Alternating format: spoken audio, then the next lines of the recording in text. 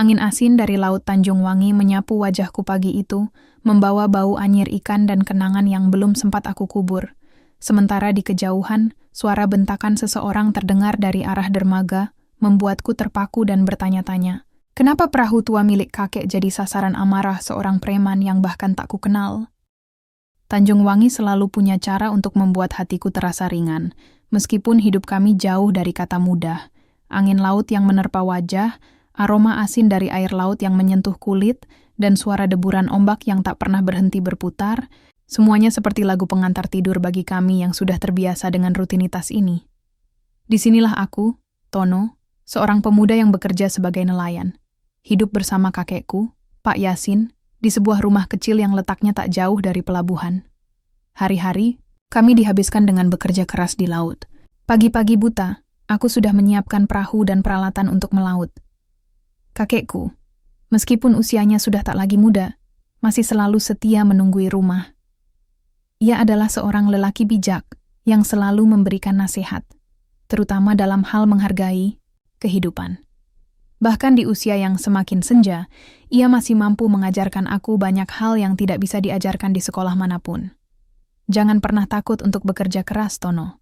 Laut itu tak akan pernah mengkhianatimu. Dia hanya memberi apa yang kita beri padanya, kata kakek dengan suara seraknya saat aku baru selesai menyiapkan perahu. Aku tersenyum mendengarnya. Ada sesuatu yang menenangkan ketika mendengarkan suara kakek.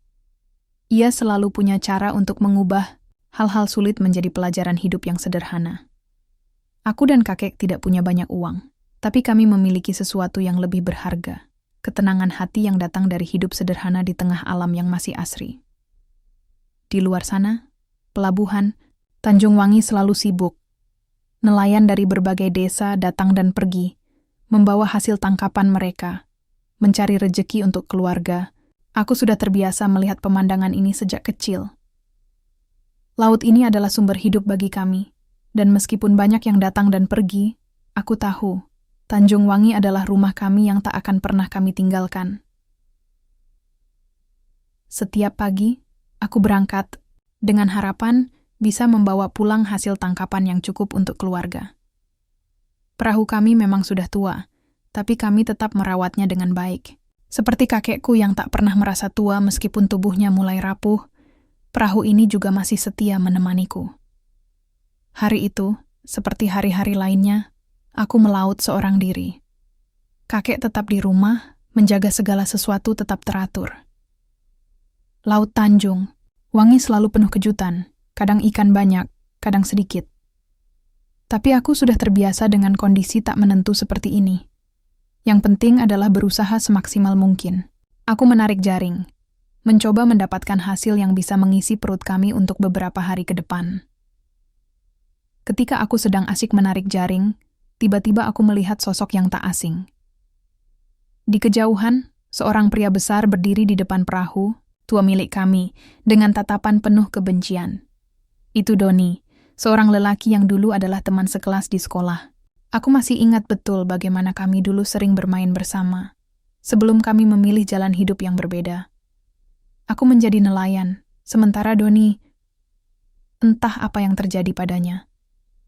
Sekarang, ia berdiri di sana, mengenakan pakaian hitam yang serba lusuh, menatap penuh amarah ke arah perahu kakekku. Aku memperlambat perahuku, mendekati pelabuhan. Sekarang, aku mulai merasa tidak enak. Ada sesuatu yang salah. Doni tidak pernah datang ke pelabuhan, apalagi berdiri begitu saja di depan perahu tua kami. Ketika aku mendekat, aku bisa melihat ekspresi wajahnya yang penuh amarah, matanya yang tajam seakan menghunus. Doni, ada apa? Aku mencoba menyapa, meskipun suara aku sedikit bergetar. Aku tak bisa menutupi kegugupanku saat bertemu dengannya. Doni menoleh, dan senyumnya yang dulu selalu ramah, kini berubah menjadi sebuah senyum sinis. Jangan banyak bicara, Tono. Aku datang ke sini untuk menyelesaikan masalah, katanya, nadanya penuh ancaman. Aku merasa tubuhku mulai kaku. Apa yang dia bicarakan? Masalah apa? Mengapa dia berdiri di depan perahu kami? Aku menatap perahu itu, dan mataku langsung tertuju pada beberapa tambang yang terikat di bagian bawah. Aku mendengar suara api yang berdesis pelan. Jantungku berdegup kencang. "Jangan coba-coba apa-apa pada perahu ini, Doni," ucapku, berusaha menahan rasa takut yang mulai merayap ke seluruh tubuhku. Doni tertawa, tapi tawanya terdengar lebih pahit daripada biasanya. "Aku akan membakar perahu ini, Tono. Kakekmu sudah lama gagal bayar. Kalau kalian nggak bayar hutangnya, ini yang kalian dapat," katanya dengan suara rendah namun penuh ancaman. Aku merasa darahku seperti membeku. Ini bukan hanya soal perahu, ini soal hidup kami. Perahu itu adalah satu-satunya yang kami miliki untuk bertahan hidup. Tanpa itu, kami tak punya apa-apa. Aku mencoba menenangkan diri, tetapi hati ini berdebar hebat. Aku tahu, aku harus melakukan sesuatu.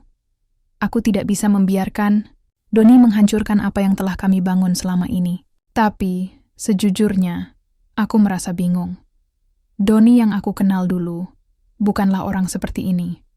Ada sesuatu yang sangat salah dalam dirinya sekarang. "Kenapa, Doni? Ini bukan kamu yang aku kenal." Aku bertanya, berusaha mencari tahu apa yang telah terjadi padanya. Doni hanya diam sejenak, menatapku dengan tatapan kosong. Lalu ia berkata, "Kehidupan ini keras, Tono. Kadang kita harus mengambil jalan yang salah untuk bertahan hidup." Aku terdiam. Kata-katanya seperti menyentuh sesuatu yang dalam-dalam diriku. Apakah aku benar-benar bisa mengubahnya? Apakah aku bisa melawan perasaan takut dan rasa marahku terhadap Doni? Atau akankah aku justru terjerumus ke dalam masalah yang lebih besar? Aku menatap perahu yang kini terancam hancur, dan kemudian menatap Doni dengan penuh tekad. Tidak, aku tidak akan membiarkan ini terjadi. Aku harus melakukan sesuatu untuk melindungi kakekku dan warisan keluarga kami. Tapi, aku juga harus menemukan cara untuk berbicara dengan Doni, untuk memahami kenapa dia menjadi seperti ini. Satu hal yang ku tahu pasti, hidup kami tak akan sama setelah hari ini. Oh, mini pagi itu, angin bertiup lebih kencang dari biasanya. Lautan, Tanjung Wangi yang biasanya tenang, kini bergelora. Gelombang yang datang seolah membawa pesan dari alam, menandakan bahwa sesuatu yang buruk akan terjadi. Tono berjalan perlahan menuju pelabuhan, namun langkahnya terasa lebih berat dari sebelumnya.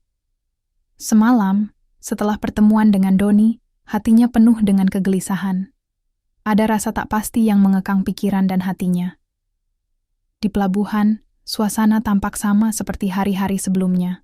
Nelayan-nelayan lain sibuk menyiapkan perahu mereka, namun Tono tidak bisa lepas dari bayangan Doni yang terus mengganggu. Bagaimana caranya membujuknya kembali ke jalan yang benar? Apa yang sebenarnya membuat Doni begitu marah pada dunia? Tono melangkah menuju perahunya, yang sudah terlihat agak rapuh karena usia.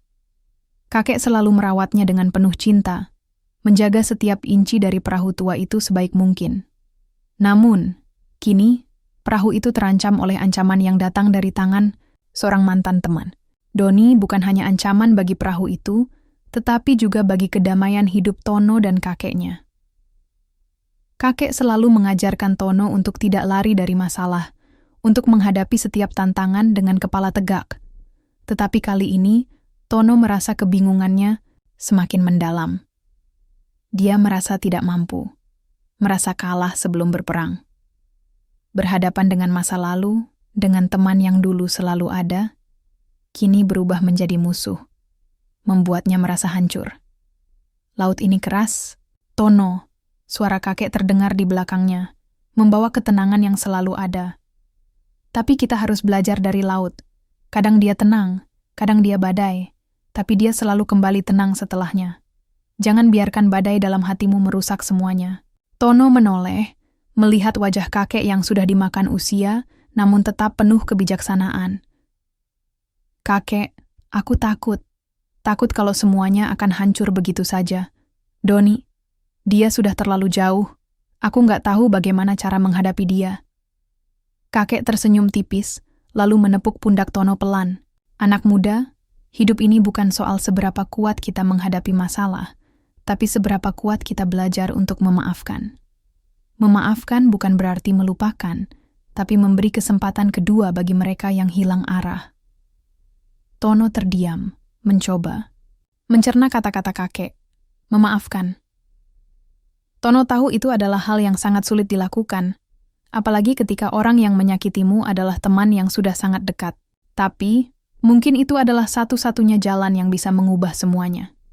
Tiba-tiba, langkah kaki terdengar di belakangnya. Tono menoleh, dan dia melihat Doni, dengan wajah yang berbeda dari kemarin. Tidak ada lagi tatapan penuh kebencian. Kini, yang ada hanya kelelahan. Seolah Doni sudah berada di ujung jalan, dan tidak tahu harus kemana lagi. Doni. Tono memanggilnya dengan suara pelan, hati berdebar. Apa yang sebenarnya kamu inginkan? Doni menghela napas panjang, wajahnya tampak lebih kusut dan penuh beban. Aku nggak tahu, Tono. Hidup ini bagaikan belitan yang semakin erat.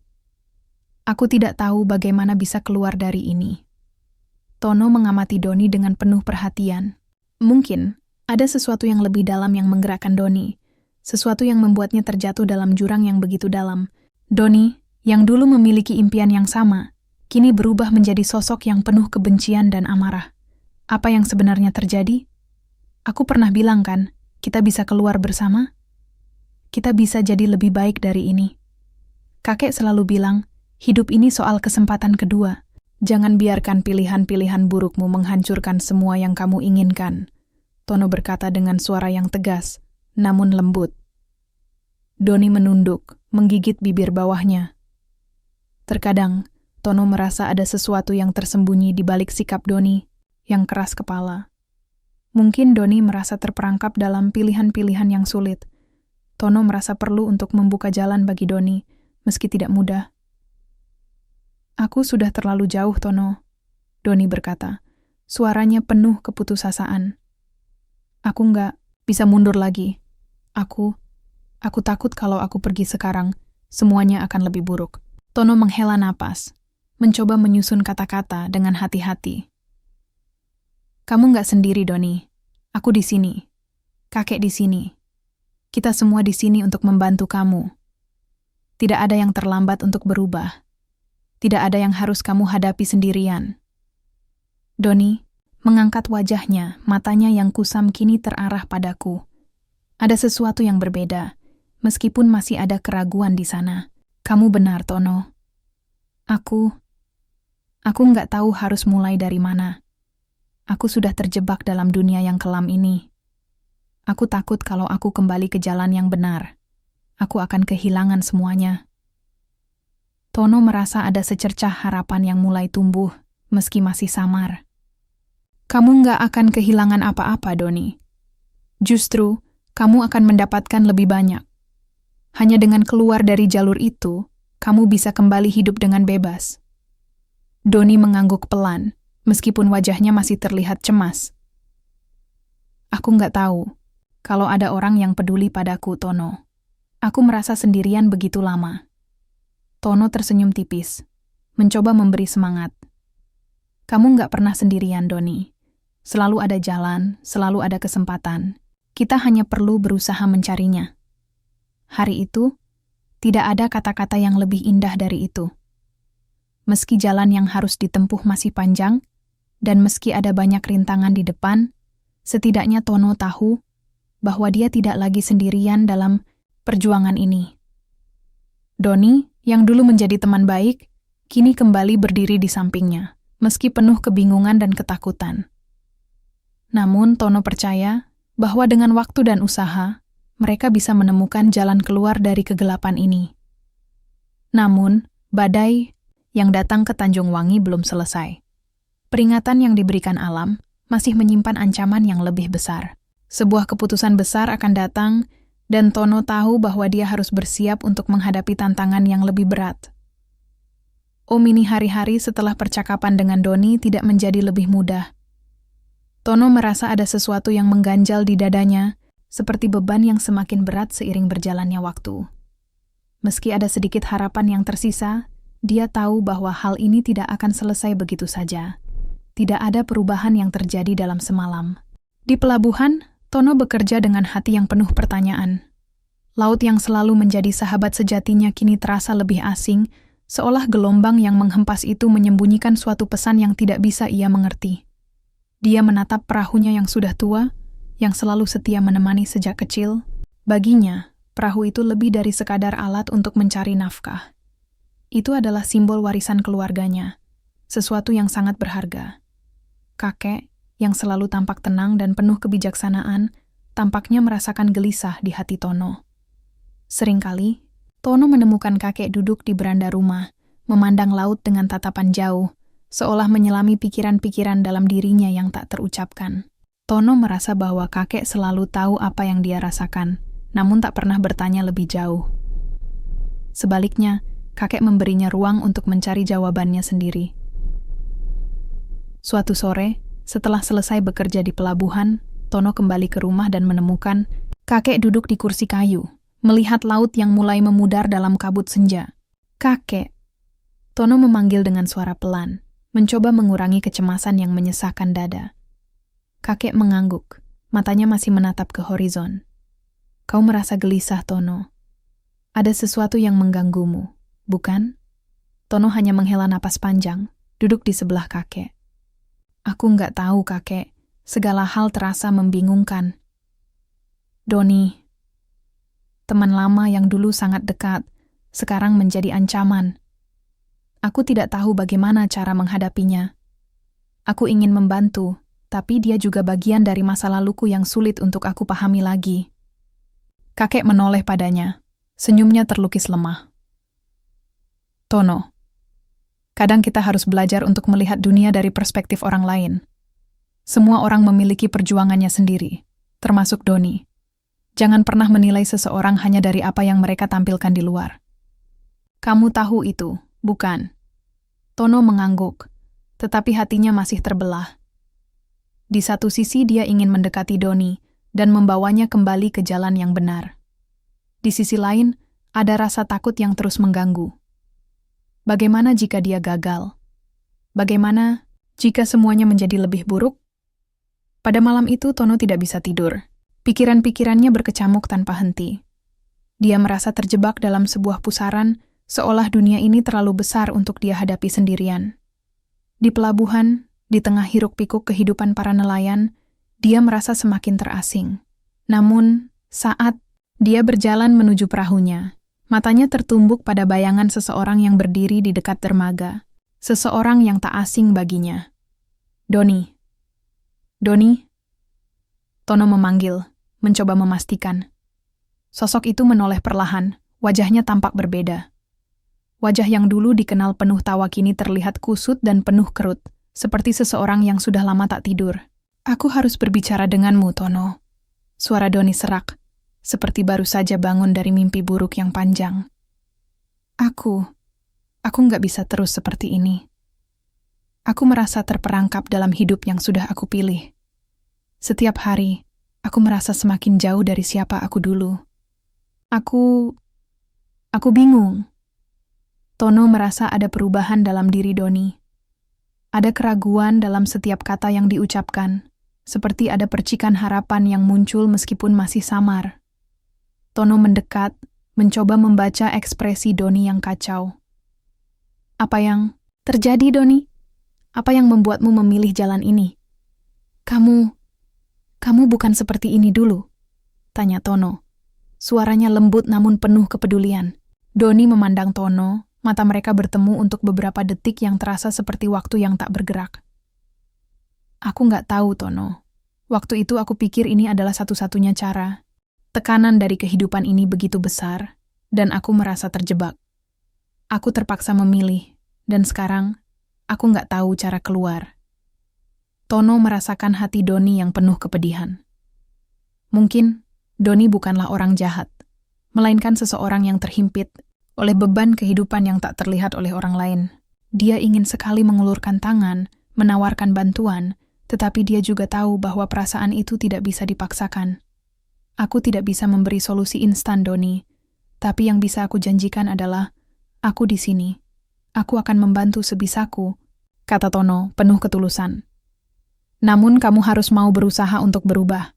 Perubahan itu nggak datang dengan mudah, dan kamu harus siap menghadapi konsekuensinya. Doni terdiam, memandang ke laut yang tenang namun gelap. Angin malam mengusap wajah mereka berdua, membawa aroma asin laut yang menenangkan, seolah ingin memberikan kedamaian meski untuk sesaat.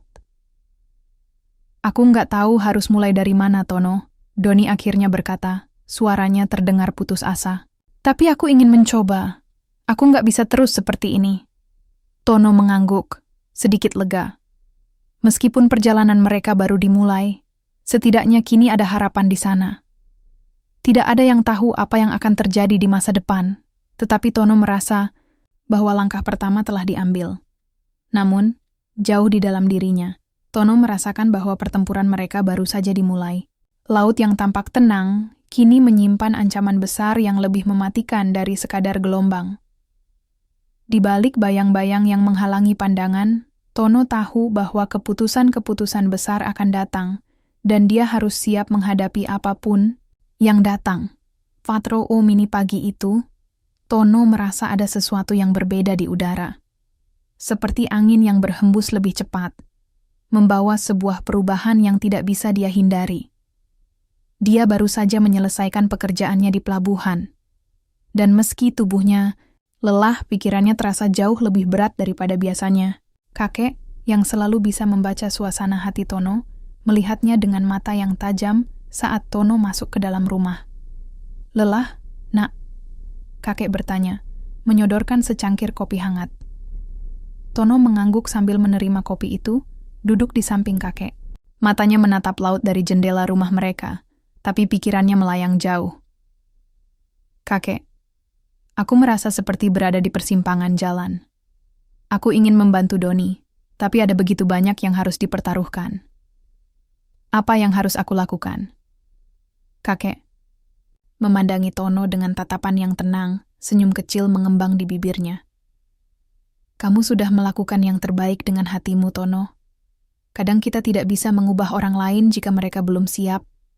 Yang bisa kita lakukan adalah memberikan mereka pilihan dan biarkan mereka memilih jalan mereka sendiri. Tono merasa bingung. Tapi kakek, apakah aku hanya harus diam dan membiarkan semuanya berjalan begitu saja? Aku ingin membantu Doni, aku ingin dia keluar dari dunia kejahatannya. Tapi aku juga takut, kakek. Takut kalau dia semakin terjerumus dan semakin jauh dari apa yang dulu kita kenal. Kakek menatap Tono dalam-dalam, seolah mencoba membaca setiap kata yang terucap. Perubahan itu tidak datang dengan mudah, Tono. Tapi kamu harus ingat satu hal, perubahan itu selalu dimulai dari dalam diri seseorang. Kamu tidak bisa memaksanya, tapi kamu bisa menjadi contoh. Tunjukkan padanya bahwa ada harapan, bahkan di tengah kegelapan sekalipun. Tono mengangguk, meskipun hatinya masih terasa berat. Kata-kata kakek mengusir sedikit kekhawatirannya, tetapi tidak sepenuhnya. Dia tahu bahwa perjalanannya bersama Doni baru saja dimulai, dan banyak hal yang harus dihadapi. Masalahnya, dia tidak tahu apakah dia sudah siap untuk menghadapi semua itu. Setelah percakapan itu, Tono merasa sedikit lebih tenang, tetapi keputusan yang harus dia buat masih menggantung di benaknya. Dia memutuskan untuk kembali ke pelabuhan, berharap bisa menenangkan pikirannya dengan bekerja, seperti yang selalu dia lakukan.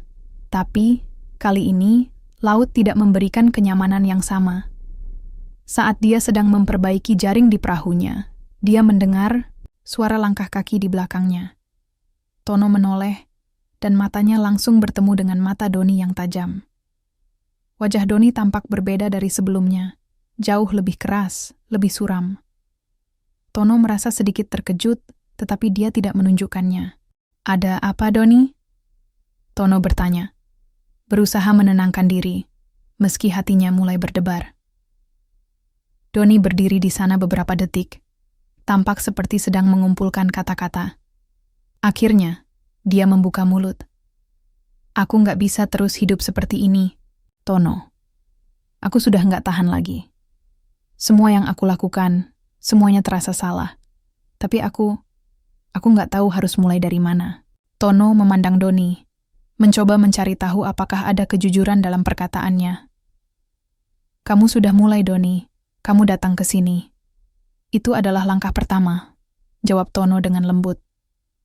Doni menunduk, lalu mengangkat wajahnya lagi. Ada keputusasaan di matanya. Aku ingin kembali ke jalan yang benar, Tono. Tapi semuanya terlalu rumit. Aku sudah terlalu dalam terjerumus. Aku nggak tahu apakah aku bisa keluar dari ini. Tono terdiam, merasakan beban yang sama-sama mereka rasakan. Kamu bisa keluar, Doni. Semua itu tergantung pada keputusanmu. Tapi aku tidak bisa melakukannya untukmu. Kamu yang harus memilih, dan kamu yang harus berjuang. Doni menarik napas panjang, dan untuk pertama kalinya dalam waktu yang lama, Tono melihat keraguan di matanya, sesuatu yang belum pernah dia lihat sebelumnya. Doni tampak bingung terperangkap dalam perasaannya sendiri. Tono tahu, ini adalah momen yang penting. Momen yang menentukan apakah Doni akan benar-benar memilih untuk berubah atau tidak. Jadi, apa yang harus aku lakukan? Tanya Doni, suaranya bergetar. Tono berpikir sejenak. Kamu harus mulai dengan jujur pada diri sendiri. Jangan biarkan rasa takut menghalangimu. Lakukan apa yang benar, meskipun itu sulit. Kamu tidak sendirian dalam hal ini. Aku akan membantumu. Doni terdiam, seolah mencerna setiap kata yang keluar dari mulut Tono. Tono tahu, meskipun Doni belum sepenuhnya yakin, ini adalah awal dari sesuatu yang besar. Mereka berdua berada di tengah jalan yang penuh dengan rintangan, tetapi Tono merasa ada harapan baru yang mulai tumbuh. Namun perasaan itu tidak berlangsung lama. Beberapa hari kemudian, Tono mendengar kabar buruk. Doni terlibat dalam sebuah perkelahian besar dengan kelompok preman lainnya, dan kejadian itu hampir merenggut nyawanya. Tono merasa terkejut, tetapi di sisi lain, dia juga merasa tidak terlalu terkejut.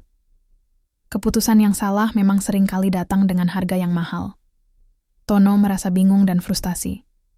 Semua usaha yang dia lakukan terasa sia-sia. Dia tidak tahu apakah masih ada harapan untuk Doni, atau apakah mereka sudah terlalu jauh untuk kembali. Namun, Tono juga tahu satu hal, dia tidak bisa menyerah begitu saja. Perjuangan mereka belum berakhir, dan Tono harus siap menghadapi apa pun yang akan datang selanjutnya. Mini Tono terjaga di tengah malam. Terbangun oleh suara ketukan pintu yang nyaris tidak terdengar. Hatinya langsung berdebar. Sejak kejadian perkelahian besar yang melibatkan Doni, Tono merasa gelisah.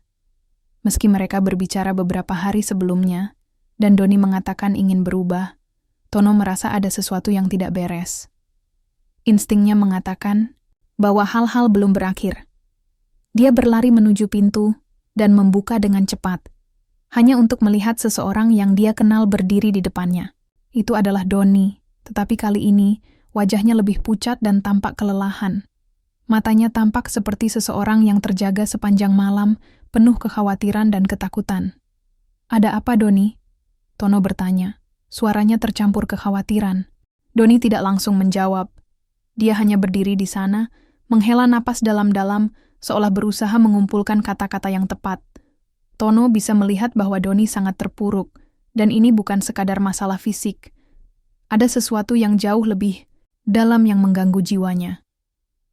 "Aku butuh bantuanmu, Tono," akhirnya Doni berkata. Suaranya pelan, hampir tak terdengar. Aku nggak tahu harus pergi kemana. Mereka mencariku. Aku nggak bisa keluar dari ini. Aku sudah terperangkap dalam dunia ini." Tono menatap Doni, mencoba mencerna apa yang sedang terjadi. "Siapa yang mencarimu, Doni? Apa yang kamu lakukan?" Doni menggelengkan kepala. Wajahnya dipenuhi ketakutan. "Aku nggak bisa bicara, Tono. Tapi mereka adalah orang-orang yang nggak bisa dihindari. Aku sudah terlibat terlalu dalam. Kalau aku kabur, mereka akan terus mengejarku. Mereka nggak akan berhenti. Aku takut, Tono. Aku takut kalau aku nggak bisa selamat." Tono merasa berat hati. Dia tahu bahwa Doni sudah berada dalam situasi yang sangat berbahaya. Dan meskipun dia ingin membantu, dia juga sadar bahwa hidup mereka berdua akan semakin rumit jika mereka terus terjebak dalam dunia ini. "Apa yang bisa aku lakukan untuk membantumu, Doni?" Tono bertanya. Suaranya lebih lembut dari sebelumnya. Doni menatap Tono dengan penuh harapan. Aku perlu pergi dari sini. Aku nggak bisa tinggal di sini lagi. Mereka tahu aku ada di sini, dan aku nggak tahu berapa lama aku bisa bertahan. Aku harus keluar dari kota ini. Aku nggak punya siapa-siapa lagi, Tono. Tono merasa cemas, tetapi dia juga tahu bahwa ini adalah kesempatan yang mungkin tidak akan datang lagi. Doni sudah mengakui bahwa dia terperangkap. Ada harapan, tetapi harapan itu membutuhkan keberanian yang lebih besar. Tono bisa melihat bahwa Doni benar-benar ingin berubah, meskipun jalan yang harus dilalui sangat sulit. Aku akan membantumu, jawab Tono dengan tegas. Kita akan cari jalan keluar, tetapi kita harus hati-hati. Ini bukan hanya soal kamu, Doni. Ini tentang masa depan kita semua. Kita nggak bisa melarikan diri dari masalah ini, tapi kita bisa mencari jalan keluar yang lebih baik. Doni mengangguk, meskipun raut wajahnya masih dipenuhi ketakutan. Terima kasih, Tono. Aku nggak tahu harus bagaimana tanpa bantuanmu. Tono melihat Doni dengan penuh pengertian. Di dalam dirinya, ada perasaan campur aduk antara kekhawatiran dan harapan. Ini bukan perjalanan yang mudah, dan Tono tahu bahwa mereka akan menghadapi banyak tantangan. Namun, dia juga merasa bahwa inilah waktunya untuk menunjukkan bahwa kebaikan dan persahabatan masih ada, meskipun kehidupan bisa sangat keras dan penuh dengan cobaan. Namun, tak lama setelah percakapan itu, perasaan cemas Tono semakin mendalam. Dia merasakan ketegangan yang semakin tebal di udara, seperti sesuatu yang besar sedang menunggu di balik bayang-bayang. Dia tahu bahwa bantuan yang dia tawarkan pada Doni mungkin berujung pada bahaya yang jauh lebih besar daripada yang mereka bayangkan. Di pagi hari, setelah rencana untuk membawa Doni pergi dari kota mulai matang, Tono mendapatkan kabar buruk. Beberapa preman yang sebelumnya pernah bekerja dengan Doni, kini telah mengincarnya. Tono mendengar dari seorang teman lama bahwa Doni sudah menjadi target kelompok yang lebih besar. Ada yang lebih berbahaya daripada yang mereka kira. Tono merasa dunia mereka semakin sempit, dan semakin banyak bahaya yang mengintai mereka. Kakek Tono, yang sejak awal sudah memperingatkan tentang bahaya yang bisa terjadi, memanggilnya ke ruang tamu. Tono, katanya dengan suara lembut tetapi penuh penekanan. Jalan yang kamu pilih ini sangat berbahaya. Aku tidak ingin kamu terjerat lebih jauh dalam masalah ini. Doni, dia bukan hanya seorang teman lama yang kau kenal. Dia sudah jauh, terjerumus dalam dunia yang tak bisa dipahami lagi. Kalau kamu terus membantunya, kamu mungkin akan terjatuh ke dalam lubang yang sama. Tono terdiam. Kata-kata kakek itu seperti petir yang menyambar, mengguncang keyakinannya. Tapi, meskipun begitu, ada sesuatu dalam dirinya yang tak bisa dia abaikan. Dia ingin percaya bahwa Doni bisa berubah, bahwa mereka bisa menemukan jalan keluar bersama. Meskipun risikonya besar, Tono merasa bahwa dia tidak bisa mundur begitu saja. Aku harus melakukan ini, kakek, jawab Tono dengan suara yang lebih tegas dari sebelumnya. Doni adalah teman lama yang telah banyak membantu aku dan keluarga. Aku tidak bisa meninggalkannya begitu saja. Aku akan berusaha membantu dia keluar dari kehidupan yang menghancurkannya. Kakek menatapnya dengan tatapan yang penuh keprihatinan. Kamu harus tahu, Tono, bahwa dalam hidup ini tidak ada jaminan. Tapi satu hal yang aku bisa pastikan, jika kamu terus berjalan di jalan ini, kamu akan dihadapkan pada pilihan yang sulit. Pilihan yang akan menentukan siapa kamu sebenarnya. Tono tahu bahwa kakek berbicara dari hati, dan kata-katanya semakin memperkuat tekadnya. Dia memutuskan untuk tetap membantu Doni, meskipun bahaya mengintai. Tetapi kini, dia menyadari bahwa mereka tidak hanya melawan waktu, mereka juga melawan dunia yang sangat keras. Ketika hari mulai senja, Tono dan Doni akhirnya memutuskan untuk pergi. Mereka tahu bahwa ini adalah awal dari perjalanan yang sangat panjang dan penuh dengan rintangan. Namun, satu hal yang pasti, perjuangan mereka baru saja dimulai, dan segala kemungkinan terbuka lebar. Apakah itu harapan atau kehancuran? Tono merasakan jantungnya berdegup kencang ketika mobil besar berhenti di depan rumah kosong. Kakinya terasa berat saat melangkah keluar. Matanya terfokus pada sosok yang baru keluar dari mobil. Itu bukan orang lain selain Doni, teman lama yang kini berubah menjadi ancaman besar. Doni yang baru ini tidak lagi mengenakan pakaian sekolah seperti dulu. Kini, dia tampil dengan pakaian serba hitam dan tatapan mata yang keras. Tono, suaranya terdengar lebih dalam dari yang Tono ingat. Kamu harus tahu, ini bukan sekadar masalah pribadi. Tono berdiri tegang, berusaha menenangkan dirinya. Doni, kenapa kamu jadi seperti ini? Apa yang terjadi sama kamu? Doni tertawa pahit. Senyumannya tampak dipaksakan. Hidup mengajarkanku banyak hal, Tono. Kadang, kita harus memilih jalan yang sulit untuk bertahan hidup. Di belakang Doni, Tono melihat dua orang lain yang juga mengenakan pakaian serba hitam berdiri berjaga. Situasi ini semakin menekan. Tono tahu, ini bukan lagi hanya masalah perahu kakeknya. Ini tentang siapa yang akan keluar hidup-hidup dari pertemuan malam ini. Sekarang waktunya kamu memilih, Tono, kata Doni sambil mendekat. Di dunia ini, kamu harus kuat. Kalau tidak, kamu akan jadi korban. Tono merasa ketegangan itu mencekik tenggorokannya. Apa yang harus dia lakukan? Omini langit, Tanjung Wangi. Menghitam, seakan mencerminkan kekalutan hati Tono. Malam itu, ia duduk berhadapan dengan Doni di rumah tua yang makin lapuk. Suasana terasa dingin dan penuh tekanan. Doni, yang dulu teman sebangkunya, kini tampak seperti orang asing. Aku nggak bisa terus begini, Don. Suara Tono lirih namun tegas. Kalau kita terus lari, nggak akan ada habisnya. Doni menunduk, genggamannya erat di lutut. Mereka nggak akan biarin aku hidup kalau keluar dari kelompok ini.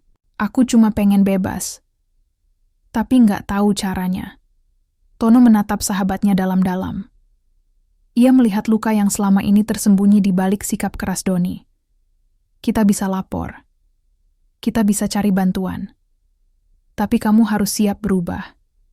Seketika, terdengar suara motor mendekat. Doni panik. Mereka datang! Tono berdiri menatap pintu. Kalau ini waktunya kita lawan bareng. Dan untuk pertama kalinya, Doni mengangguk tanpa ragu. Titik balik itu akhirnya tip suara mesin motor meraung mendekat. Tono dan Doni bersembunyi di balik dinding kayu yang rapuh, menahan napas. Ketegangan menggantung di udara. Di luar, bayangan 3 pria bersenjata terlihat turun dari motor. Mereka memutari rumah, seolah tahu pasti bahwa Doni ada di dalam. Tono menoleh ke Doni yang tampak pucat. Kita nggak bisa terus sembunyi, bisiknya. Sekarang waktunya kita hadapi semua ini. Doni menarik napas dalam-dalam. Kalau aku nggak keluar dari sini, Tono, tolong bilang ke ibuku, aku minta maaf. Jangan ngomong kayak gitu. Kita keluar sama-sama, jawab Tono cepat. Pintu depan digedor keras. Doni, kami tahu kau di dalam. Keluar sekarang atau rumah ini kami bakar. Tono dan Doni saling pandang. Wajah mereka penuh ketegangan. Perlahan, Tono berdiri dan melangkah ke pintu, membuka pelan. Cahaya lampu motor menyilaukan matanya. 3 pria berdiri di sana. Salah satunya, Jaka, tampak marah. Apa kamu pikir bisa menyembunyikan dia dariku? Bentak Jaka sambil menarik kerah baju Tono. Tono tetap tenang, meski gemetar. Dia cuma mau keluar dari semua ini. Kenapa kalian gak kasih dia kesempatan? Kesempatan? Jaka tertawa sinis. Kau pikir dunia ini penuh kesempatan buat pengkhianat? Sebelum Jaka melayangkan pukulan, Doni muncul dari balik pintu. Sudah, Jaka. Aku di sini. Jangan sentuh Tono. Jaka menoleh, matanya menyipit. Akhirnya kau muncul juga. Dengan langkah pelan, Doni mendekat. Aku nggak mau lari lagi. Tapi aku juga nggak mau nurut sama kamu. Jaka mendesis, lalu mengeluarkan pisau kecil dari saku jaketnya.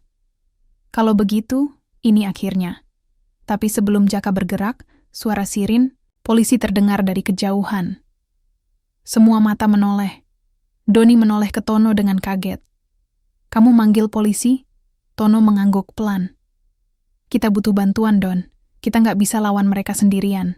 Jaka panik. Ia memberi isyarat kepada 2 anak buahnya untuk kabur. Tapi sebelum mereka sempat lari, polisi sudah mengepung area itu. Dalam hitungan detik, ketegangan berubah jadi kekacauan. Polisi menangkap Jaka dan anak buahnya. Doni hanya berdiri kaku, tubuhnya gemetar. Tono memegang bahu Doni. "Kamu bebas sekarang, Don, tapi kamu juga harus bertanggung jawab." Doni mengangguk, pelan. "Aku siap." Malam itu, di antara api yang tak jadi dinyalakan dan ombak yang tetap bergulung di kejauhan, hidup Tono dan Doni berubah selamanya. Tidak ada jalan mudah untuk pulang, tapi setidaknya mereka telah memilih jalan yang benar.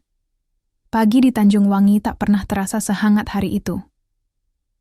Matahari menembus tirai tipis jendela rumah Pak Yasin, menyinari wajah Tono yang duduk diam di beranda, menatap laut lepas dengan pandangan kosong. Perahu tua kakeknya masih terparkir di tepi dermaga, catnya mulai mengelupas, tapi utuh. Selamat. Pak Yasin menyusul duduk di sampingnya, membawa 2 cangkir kopi hitam. Ia menyerahkan satu ke Tono tanpa berkata apa-apa. Keduanya duduk lama, dalam diam, hanya ditemani debur ombak dan aroma laut yang khas. "Kamu udah lewat masa sulit itu, Tono," ucap Pak Yasin akhirnya. Pelan tapi penuh makna. Tono mengangguk pelan, "Tapi rasanya masih berat, kek. Semua berubah dalam semalam." "Memang. Tapi kadang perubahan datang dengan caranya sendiri, dan kita nggak bisa lari dari itu." Beberapa hari telah berlalu sejak malam penangkapan Jaka. Doni kini diamankan polisi, tapi statusnya berbeda. Berkat kerjasama dan pengakuan jujurnya, dia tidak langsung dipenjara. Ada proses panjang, tapi setidaknya dia sudah memilih arah yang berbeda. Tono beberapa kali menjenguk Doni. Di ruang tahanan, Doni tak lagi penuh amarah. Wajahnya lebih tenang, lebih damai. "Gue mungkin gak bisa balik ke masa lalu, Ton," kata Doni saat terakhir mereka bertemu. "Tapi lo udah nyelamatin gue. Bukan dari mereka, tapi dari diri gue sendiri." Tono tak menjawab, hanya menepuk pundaknya. Kata-kata terasa tak cukup. Hari ini, dermaga kembali sibuk. Perahu-perahu mulai berlayar. Anak-anak kecil berlari di antara jaring dan keranjang ikan. Tono berdiri, menatap perahu tua kakeknya, lalu memegang tali tambatannya dengan kuat. "Aku mau benerin perahu ini, kek," katanya mantap. "Aku mau terusin kerjaan ini, hidup di laut. Tapi bukan cuman buat cari uang, buat jaga yang udah ditinggalin sama bapak, juga buat jaga apa yang kita punya." Pak Yasin tersenyum, matanya berkaca-kaca. Itu yang bikin kakek tetap kuat. "Lihat kamu nggak nyerah." Langkah Tono menuruni dermaga terasa berbeda hari itu. Lebih tegap, lebih ringan. Dan ketika perahu tua itu perlahan mulai bergerak, membawa Tono ke tengah laut, ia tahu, jalanan hidup yang ia pilih mungkin tidak mudah, tapi setidaknya ia telah memulai perjalanan pulang. Pulang ke dirinya yang sebenarnya,